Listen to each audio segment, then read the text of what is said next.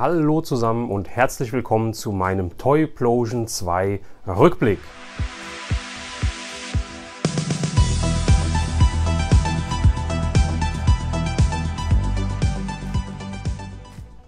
Ja Leute, sehr viele von euch, genauso wie ich, haben auf die Toyplosion 2 monatelang hingefiebert. Jetzt ist es schon wieder rum, alles viel zu schnell. Meine Stimme ist noch ein bisschen heiser, ich bin noch ein bisschen erkältet, glaube ich, deswegen seht es mir nach, wenn ich mich vielleicht das eine oder andere Mal räuspern muss. Aber ich möchte euch natürlich nicht zu lange warten lassen mit dem Review aus meiner Sicht zur Toyplosion 2. Es war ein Mega-Event unter dem Motto größer, besser, mehr, kann man nur sagen. Ja, es war diesmal über 2 Tage verteilt. Letztes Jahr die erste Toyplosion, die stattgefunden hat in Castrop-Rauxel, war ja auf einen Tag beschränkt. Dieses Jahr hat man es ausgeweitet auf 2 Tage und ich denke, ich hoffe für die Orga, es war ein voller Erfolg. Auch der Sonntag, der zweite Tag, der ja gewissermaßen bekanntlicherweise immer ein bisschen ruhiger ist. Möchte euch hier ein bisschen so erzählen, was ich so erlebt habe und dann natürlich auch, was ich gefunden habe oder bekommen habe. Ich zeige euch die Highlights für mich. Seht es mir nach, wenn ich nicht jedes einzelne Teil euch zeige. Ich habe manche Sachen noch gar nicht ausgepackt, die ich auch von YouTube-Kollegen geschenkt bekommen habe. Das mache ich in aller Ruhe im Nachgang. Trotzdem wollte ich das Video hier relativ schnell nach der Toyplosion hochladen. Ja, behaltet meinen Instagram-Kanal im Auge, da werde ich auch Fotos von den anderen Sachen noch hochladen. Eventuell zeige ich sie noch mal in einem anderen Video. Aber wie gesagt, hier kommen jetzt die Highlights. Aber anfangen möchte ich mit meinem Fazit. Das macht man eigentlich am Ende. Ich mache es jetzt schon mal am Anfang. Ja, ich war ja dieses Mal zusammen mit meiner Freundin bei Seatoys, beim Christian, am Samstag am Stand. Wir haben dort den ganzen Tag Seatoys geholfen zu verkaufen, euch zu beraten. Und ich muss sagen, es war Wahnsinn. Wir sind ja Freitag schon angereist, um den Stand aufzubauen. Ja, es war ein Riesenstand, den wir da hatten. Es waren so viele tolle Sachen, wo ich manchmal mir schwer getan habe, die wirklich über die Theke zu geben und jemandem die Hand zu drücken. Also wirklich schöne Sachen. Der Samstag war bei mir nicht so optimal gestartet, denn ich bin Freitag auf Samstagnacht mit einem Migräneschub aufgewacht, war somit Samstagmorgen nicht einsatzbereit, sondern musste erst noch mal eine Runde im Bett liegen, eine Tablette genommen und dann bin ich nachträglich, also die Halle war schon offen, es ging ja um 9 Uhr morgens los. Und ich bin dann um 11 Uhr, glaube ich, leider Gottes erst da gewesen. Da ging es mir aber wieder gut. Ja, vielen Dank für die vielen Nachfragen. Es haben sehr viele gefragt, wie es mir geht, was los ist und so weiter. Also vielen Dank. Ich weiß das wirklich zu schätzen. Ich habe also ein kleines Migräneproblem und vielleicht war das mit dem Aufbau und so weiter alles ein bisschen in meinem Kopf ein bisschen zu viel. Aber schwamm drüber, alles gut. Ja, wie gesagt, der Samstag war ein mega toller Tag. Ja, ich habe so viele von euch getroffen. Ich habe teilweise auch vorher ein bisschen was verkauft gehabt in Gruppen, in Facebook-Gruppen und so weiter. Das wurde da abgeholt. Da habe ich die Leute, mit denen ich schon Ewigkeiten, ich möchte jetzt nicht keine Namen nennen, ich weiß nicht, ob das jedem recht ist, deswegen sage ich einfach, ich habe mit vielen von euch teilweise schon über Jahre immer wieder mal Kontakt über Facebook, ja, über Instagram, und wenn man sie dann doch mal in Persona sieht und sieht, wo man das eine oder andere Paket schon hingeschickt hat, einfach Wahnsinn, ja, also jeden, der angehalten hat, jeder, der gestoppt hat, mit dem man gequatscht hat und so weiter, ihr seid alle super, ihr seid mega, vielen Dank für alles. Genau, ich habe viele Leute getroffen. Ich werde immer mal wieder Bilder einblenden zu den Sachen, die ich euch jetzt zeigen möchte, aber auch so zwischendurch Leute, die ich getroffen habe und so weiter. Es war einfach ein Mega-Event. Ich möchte anfangen, wo fange ich an? Mit ein paar Deals oder ein Tauschdeals und so weiter, die ich das habe ich eben gerade gesagt, vor dem Event schon getätigt habe, die wir dann uns quasi übergeben haben. Zum einen Stefan, Zodax Zeittresor, hat ja auch einen Stand dort gehabt. Ja, ich hoffe, es war erfolgreich für dich. Wir hatten vorher schon einen Deal gemacht. Er hat was von mir bekommen und ich habe von ihm diese schöne Terminator 2, den ja, Motorradpolizisten bekommen. Ja, auf Karte von Kenner von 91. Ja, von 1991. Sehr, sehr schöner Zustand. Der hat mir noch gefehlt und deswegen wandert der jetzt in meine Sammlung. Also Stefan, nochmal hierfür vielen, vielen Dank. Hat auch mal bei Toys R Us $4 gekostet, glaube ich. Boah, das war aber teuer. Ich dachte irgendwie so 2 oder so. Aber okay, der ist jetzt in meiner Sammlung. Der wandert in meine Schwarzenegger, Stallone, Terminator, Rambo etc. Sammlung. Also der passt da super, super rein. Dann habe ich im Vorfeld getroffen. Ich muss hier mal ein bisschen sortieren. Das ist alles relativ spontan hier. Hoppala. Und zwar habe ich getroffen den Mayo vom Kanal. Kennt ihr noch? Auch hier gehen Grüße raus. Auch wie an alle anderen YouTuber. Den Mando, ebenfalls von kennt ihr noch. Den Mate. Die Sabine, Stamm der Sabinerin. Ich hoffe, ich vergesse jetzt hier wirklich keinen. Den Toy Tenner, die Trödelmama. Den André, den Foot Soldier, mit dem ich auch das erste Mal auf der Marché im März gesprochen habe und heute ein bisschen, oder beziehungsweise jetzt am Wochenende ein bisschen länger Kontakt hatte. Ist ja ein voll der Turtles-Sammler, womit ich gar nicht kann, wo ich gar nichts am Hut habe, wo ich mich überhaupt nicht auskenne. Aber trotzdem, ja, diese Community verbindet einfach, das finde ich toll. Und wie gesagt, jetzt zurückzukommen, der Mayo von kennt ihr noch, hat mir auch was mitgebracht. Und zwar hat er auf dem Flohmarkt gefunden, hat er mich gedacht und hat mir eine Over-the-Top Sylvester Stallone Schallplatte von 86 müsste das auch sein, von 87 mitgebracht in einem Top-Zustand. Also Mario, nochmal vielen, vielen Dank dafür. Und das war noch gar nicht alles. Er hat gesagt, hier, ich habe noch was für dich. Und zwar einmal ein Schlumpf-Quartett mit dem schwarzen Peter Schlumpf draußen oder vorne als Covermotiv. Ja, sehr, sehr schön. Das ist aus den 90ern, dann von 1973 ein von Ass Schmidt Spiele, ein Barber-Papa-Quartett, finde ich richtig, richtig geil. Leute, 73 ist das rausgekommen, das kann man sich gar nicht mehr vorstellen. Das war natürlich auch meine Sammlung. Und ein von 1900, boah, das müsste auch 85, 86 wahrscheinlich sein. Nochmal eines von Benjamin Blümchen. Die hat er alle auf dem Flohmarkt gefunden und das finde ich an dieser Community so toll. Man guckt auch für die anderen, man hält die Augen offen, ja, für welche, die nicht dabei sein können. Man kennt so das Sammelgebiet derjenigen mit der Zeit und Mayo, vielen, vielen Dank. Ich revanchiere mich da auf jeden Fall. So, wo gehen wir weiter? Wo machen wir weiter? Ich habe beim Michael Gohlke am Stand etwas mitgenommen. Der Michael Gohlke hat immer super, super ausgefallene, ja, ich nenne es einfach mal Artikel am Stand. Und zwar meist alles Film- und Serienbezogen. Das geht los von Zeitschriften, damals der Filmillustrierten, die kenne ich noch aus den 80ern, der Cinema, über besondere Aushangfotos und so weiter. Puzzle, was ja auch was für mich ist, Figuren auch, ja, aber auch sehr viel immer Soundtracks und so weiter. Und bei den Soundtracks bin ich kleben geblieben. Da habe ich einen gefunden, den musste ich mitnehmen und ich bin jetzt gespannt, wer von euch den Film kennt. Hebt mal alle die Hand. Ich denke, es sind relativ wenige.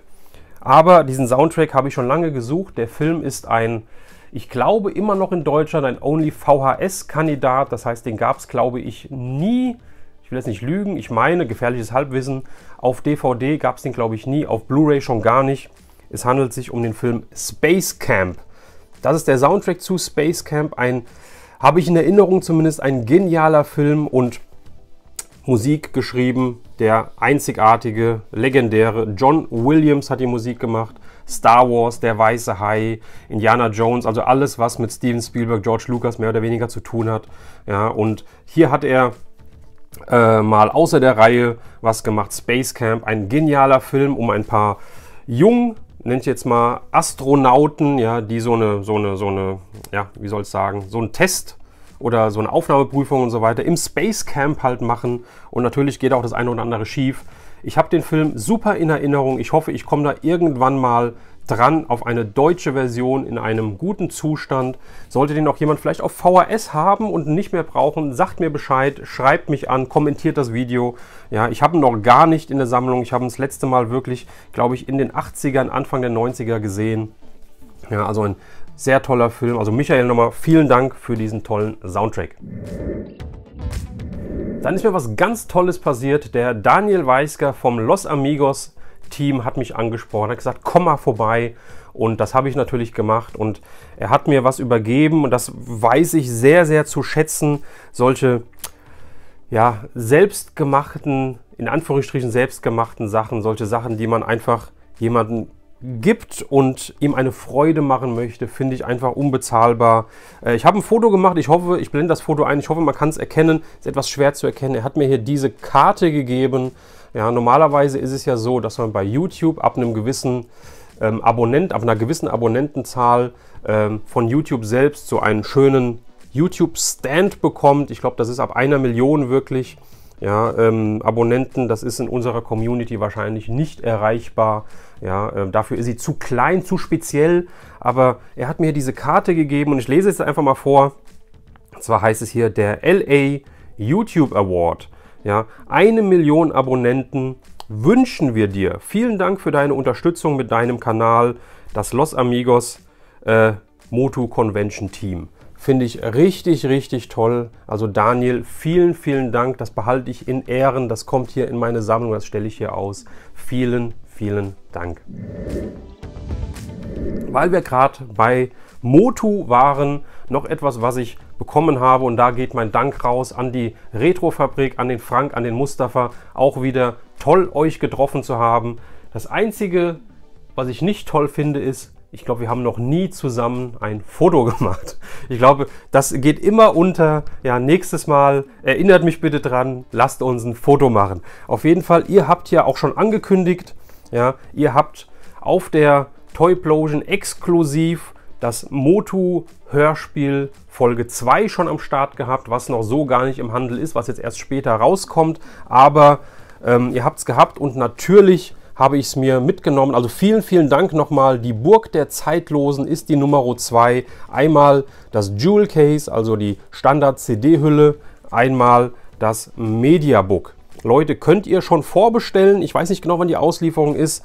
12,99 € die normale CD, 29,99 € das Mediabook mit Infomaterial, wie der Name schon sagt. Ein paar Buchseiten drin, müssten auch wieder Artworks oder Bilder drin sein, mit einer Bonus-CD wiederum, wo hinter die Kulissen geschaut wird. Also das ein Hörspiel geht sogar 69 Minuten oder 68 Minuten, nee 69 Minuten und ich hatte ja schon mit Stefan, mit Zodax Zeitresort zu Teil 1 ein Review gemacht per Livestream und wir hören uns die Hörspiele jetzt in Ruhe an, ja, und machen dann kurzfristig auch das nächste Folge 2 Review im Livestream. Also Leute, haltet die Ohren, haltet die Augen offen und seid wieder mit dabei, diskutiert wieder mit, ja, wenn wir über Folge 2 sprechen, wie uns die gefallen hat. Also Frank, Mustafa, nochmal vielen Dank euch. Ja, und bei dem YouTube Award von der Los Amigos hatten wir mit Motu zu tun, Los Amigos Motu Convention, und es ist was Selbstgemachtes und zum Selbstgemachten möchte ich jetzt nochmal übergehen. Der Christoph von Stars of the Galaxy war da. Stars of the Galaxy ist, man könnte es fast vermuten, ein Star Wars, nenne ich es Museum, eine Ausstellung, ja, mit schönen Star Wars Teilen im schönen Mönchengladbach. Also wenn ihr da mal unterwegs seid oder in der Nähe seid oder einfach mal von woanders da, von dem Süden, vom Norden, vom Osten, vom Westen hinfahren möchtet nach Mönchengladbach, schaut euch die Ausstellung an. Ich war leider noch nicht da, ich habe nur Bilder gesehen und muss das unbedingt nachholen. Aber der der Christoph macht nicht nur Star Wars, sondern hat nicht nur eine Star Wars Ausstellung, sondern er macht auch Custom-Figuren, nenne ich es mal, ja, und er hat mir was geschenkt, weil er weiß, ich bin ein riesen Stallone- und Schwarzenegger-Fan und er hat mir eine Figur selbst erstellt und auch das, wie gesagt, ist bei weitem keine Selbstverständlichkeit und ich finde es einfach mega und ich möchte euch jetzt zeigen. Wir haben hier Sylvester Stallone als Rocky aus Rocky 2, ja, er sieht so super aus, ich halte mal in die Kamera, ich versuche auch Bilder zu machen, die das ganze Stück in seiner ganzen Schönheit einfangen. Ich finde ihn total toll. Ja, er hat die Handschuhe an, er hat sogar, das habe ich erst später gesehen, er hat sogar hier in der Hand seinen Flummi, seinen Ball, mit dem er immer rumläuft. hat er auch hier drin. Also ich finde es Wahnsinn und das Gesicht ist super mega. Ich kann es gar nicht anders da sagen. Ja, also richtig, richtig toll. Auch der bekommt einen Ehrenplatz in meiner Stallone-Sammlung, die immer, immer größer wird. Auch dank euch, dank solchen tollen Geschenken. Also ich finde es richtig klasse. Also nochmal vielen, vielen Dank auch für Rocky. Ja, und da gehen wir gerade weiter von Rocky zu Rambo. Genau, ich habe was gefunden bei einem niederländischen Stand. Es waren ja auch sehr viele Händler da aus England, aus den Niederlanden und auch unsere Italiener von Toy Heaven waren da. Da komme ich auch gleich nochmal drauf zurück. Und auf jeden Fall an einem niederländischen Stand, seht es mir bitte nach, ich weiß nicht mehr, wie sie heißen, habe ich was von Rambo mitgenommen. Und zwar dieses Rambo Messer mit Stirnband hier. Auch sehr, sehr toll. Es ist aus Argentinien, also es ist kein Coleco oder es ist kein, wie heißt doch, Coleco war es, meine ich, oder Josca, glaube ich, ist Argentinien. Das hier ist Metro Toys, heißt es, von 1988. Gab es ja einige Varianten von, einige verschiedene Sachen, sehr viele tolle Sachen und immer ist bei dem Kinderspielzeug immer dieses Stirnband mit dabei. Finde ich total toll. Das Ganze hat einen Wasserschaden erlitten. Ich zeige es euch mal hinten, auch ganz einfache Pappe. Das Ganze hat einen Wasserschaden erlitten. Ja, das heißt, es löst sich auch ein bisschen, aber das mache ich wieder fest und dann sollte das Ganze wie neu sein. Legitimo Cuchillo de Supervivencia. Ich hoffe, ich habe das einigermaßen ausgesprochen. Auf jeden Fall Rambo. Merchandise, Stallone, Schwarzenegger, wie gesagt, geht immer. Das musste ich mitnehmen.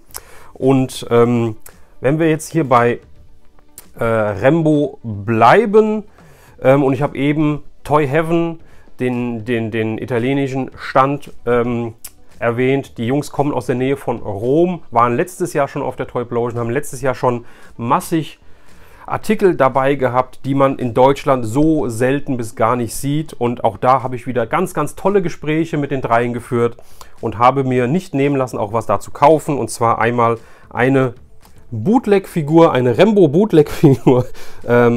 Das ist Galaxy Warriors oder Galaxy Heroes oder was auch immer, Galaxy. Ja, auf jeden Fall ist das ganz klar Rambo und Rambo in Fellhose. Konnte ich mir nicht entgehen lassen. Ist ein bisschen dreckig. Ich gucke mal, ob ich ihn sauber bekomme. Ansonsten ist er auch seine 40 Jahre alt und darf ruhig ein bisschen bespielt sein. Also den habe ich mir bei den Jungs mitgenommen. Und jetzt kommt eins meiner Highlights, was ich noch nie gesehen habe. Und zwar auch bei Toy Heaven von 1994 von Carolco. Carolco ist die Produktionsfirma gewesen, die die Rambo-Filme produziert hat. 1994, also eigentlich ein bisschen zu spät, aber trotzdem eine Rambo-Figur. Guckt euch den mal an, habe ich noch nie gesehen. Ja, er hat hier eine Waffe dabei und er hat hier wohl, hier vorne sieht man, ich weiß nicht, ob man das sieht, hat er wohl so eine Pfeil oder ich weiß nicht genau, auf jeden Fall hat er beigestanden, hat er mir erklärt, dass da die Pfeile fehlen würden. Ja, wahrscheinlich werden die hier vorne irgendwie mit einem Gummi eingespannt oder so, ich weiß es nicht genau. Aber es war mir auch egal, noch nie gesehen, 1994, bewegliche Kniegelenke hatte, ja, bewegliche Ellenbogen. Und das Besondere, vielleicht sieht man es hier vorne, hat er 3 rote Knöpfe. Ich konnte es noch nicht ausprobieren. Hier hinten ist ein Lautsprecher dran, hier oben ist ein kleines Batteriefach mit einer Schraube. Das ist aber irgendwie so ein ganz komischer Schraubenzieher benötigt. Da habe ich noch nichts bei mir zu Hause gefunden. Ich wollte jetzt nicht mit normalen dran gehen und das Ganze verkratzen. Aber er macht Sound. Er hat hier 3 Geräusche. Er sagte auch, die Batterie ist nicht drin, damit auch nichts auslaufen kann oder so. Das heißt, ich muss den unbedingt aufschrauben, muss eine Batterie reinmachen und dann werde ich den nochmal, so Gott will, er funktioniert, auch in einem weiteren Video nochmal vorstellen. Ich wollte nur euch jetzt schon mal zeigen, wie gesagt, noch nie gesehen den guten, aber jetzt auf der Toyplosion gesehen und unbedingt haben müssen. Finde ich richtig toll. Also ich freue mich jetzt schon darauf, wenn die Jungs von Toy Heaven nächstes Jahr wieder da sind oder vielleicht schafft man es auch mal, einen Kurztrip nach Rom zu machen und den Laden mal zu besuchen. Also richtig toll. Da eine weitere Rambo-Figur und wie gesagt, meine Rocky, meine Rambo-Sammlung wächst immens. So, nochmal zurück zu Toy Heaven. Da habe ich was vergessen, den wollte ich auch zeigen. Wie gesagt, sie haben wirklich tolle Sachen am Start und ich konnte mir hier noch von 1981 eine Figur von Disneys Tron mitnehmen. Tron, einer meiner Lieblingsfilme. Damals als Kind habe ich ihn nicht so gemocht, weil ich einfach dachte, boah, sieht das schlecht aus. Heute weiß ich, wie revolutionär der Film war, wie Disney auch anders sein kann. Ja, und Tron mittlerweile einer meiner Lieblingsfilme. Die Figuren sind recht selten, auch in diesem Zustand. Die sind ja so durchsichtig und haben eine Bemalung hier außen drauf. Ich weiß nicht, ob man das sieht. Und diese Bemalung ist oftmals auch gar nicht mehr da oder ist 3/4 weg und so weiter. Und der sieht noch sehr, sehr schön aus. Hat eigentlich so einen Stab dabei. Ja, dieser Stab ist mittlerweile sehr rar geworden. Wenn man den noch findet mit Stab, ist der halt sehr, sehr teuer, die Figur. Das hier war ein super Preis. Ja, und im Konvolut konnte ich sowieso noch ein bisschen handeln. Und der ja, kommt jetzt auch in meine Sammlung rein. Genauso, das ist ja das, was ich auch angekündigt hatte. Ich verkleinere meine Sammlung ja aktuell. Ich bin so ein bisschen am Zusammenschrumpfen.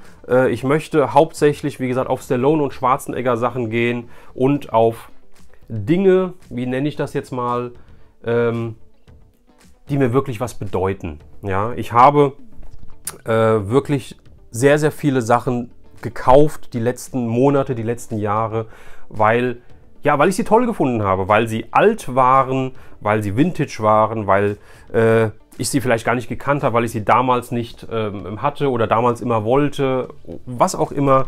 Ja, und ich habe gemerkt, dass ich hier wirklich, ja, Platzproblem zum einen, ja, das ist jetzt noch das kleinste Problem, aber ich habe nichts gefühlt. Ja. Es war so, ich habe mir die Sachen gekauft, ich habe sie toll gefunden, ich stelle sie ins Regal und das war's. Ich gucke sie nicht mehr an, ich laufe dran vorbei und ich empfinde nichts dafür und das war der ausschlaggebende Grund, wo ich gesagt habe, ich straffe meine Sammlung, ich hole mir das, wo ich wirklich für brenne, wo ich wirklich was für empfinde. Ja, und das sind halt zum einen nochmals, ich wiederhole mich gerne, Stallone und Schwarzenegger, alles Mögliche, als auch die alten Science-Fiction-Sachen zum Beispiel. Das heißt, wir haben hier Tron, wir haben Kampfstern Galactica, wir haben Buck Rogers als Beispiel. Und um jetzt den Übergang zu schaffen, zeige ich euch was ich mir noch geholt habe. Und zwar eine Buck Rogers Figur, und zwar am Stand von Z-Toys. Und zwar habe ich mir hier den Dr. Who geholt, ja, von 79, ich will jetzt nicht Falsches sagen, doch 1979, Buck Rogers Figur, ist jetzt meine erste Buck Rogers Figur auf Karte. Ich habe schon, Moment, muss ich gerade gucken, nein, habe ich noch gar nicht. Es gibt noch die großen Figuren, es gibt diese Figuren auf kleiner Blisterkarte, die 3,75 Zoll Figuren, von Mego ist das Ganze, und das ist jetzt mein erster, ja, meine erste Figur davon. Ich möchte natürlich die Figuren noch voll kriegen, aber auch das hat keine Eile. Also ich werde jetzt nicht überall alles leer kaufen zu jedem Preis, sondern wenn der Preis für mich passt, wenn der Zustand passt, die Karte ist in einem Top-Mint-Zustand, würde ich fast sagen. Der Blister auch. Es ist keine Delle, die Bubble ist ein super Zustand, ist glasklar. Ja, das ist schön. Ja, den konnte ich dann nicht stehen lassen, den musste ich einfach mitnehmen. Und das ist jetzt meine erste Buck Rogers Figur aus der Mego Toyline. So, dann habe ich noch was, und zwar, wo fangen wir an? Wir machen es so. Vielleicht habt ihr es auch gesehen, gelesen, Facebook, Instagram. Ich bin ja so ein bisschen, ja, hab meine Liebe zu Trading Cards entdeckt. Ja, nicht zu Spielkarten, also nicht zu Pokémon oder Magic oder Yu-Gi-Oh!, was es da alles gibt, sondern wirklich zu ja, Sammelkarten, nenne ich es mal. Hat angefangen mit der Europameisterschaft, mit der Fußball-Europameisterschaft, wo ich dann wieder so Kärtchen auf einmal toll gefunden habe, wo ich Fußballerkarten, wo ich dann auch wieder Fußball ein bisschen mehr bei mir ins Bewusstsein gerückt ist, sage ich mal. Und habe mich dann ein bisschen mit Trading Cards befasst und habe dann gesehen, was für tolle Sets es gibt. und habe dann mir zur Aufgabe gemacht, ich möchte auch Trading Cards sammeln, aber das Ganze soll überschaubar bleiben. Ja, es ist ein sehr kostspieliges Hobby. Vintage Toys, wem sage ich das? Auch natürlich. Ja, aber ich habe vor, wirklich nur ausgewählte Trading Cards zu sammeln. Vornehmlich halt Karten mit Originalautogrammen von Schauspielern drauf. Ja, genauso Karten mit Limitierungen. Ja, ich möchte jetzt nicht so ganz nah drauf eingehen. Wenn ihr Interesse dran habt, dann lasst mich unten in den Kommentaren wissen. Dann mache ich auch mal ein Video über Trading Cards, worauf man da achtet oder was ich da speziell sammeln möchte. Möchte jetzt hier nicht zu tief reingehen, möchte euch nur zeigen, was ich vom lieben Marco bekommen habe. Marco, du weißt, wer gemeint ist. Grüße an dich. Der hat mir mitgebracht ein Komplettset an Trading Cards von Kampfstern Galactica. Und das ist halt toll.